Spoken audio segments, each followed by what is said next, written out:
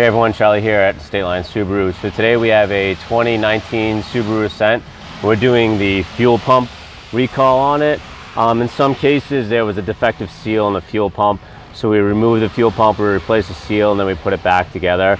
It only affected a few of the vehicles, and that's what this one's here for. But also, while the vehicle is here, after this is finished up, we'll do a courtesy walk around on it, make sure that their tires are good, their brakes are good. They are traveling for the weekend, so we'll make sure they won't have any concerns while they're enjoying their 4th of July weekend. So anything you guys need, reminder, we do all makes, all models, pick up, drop off. Usually it's no appointments needed.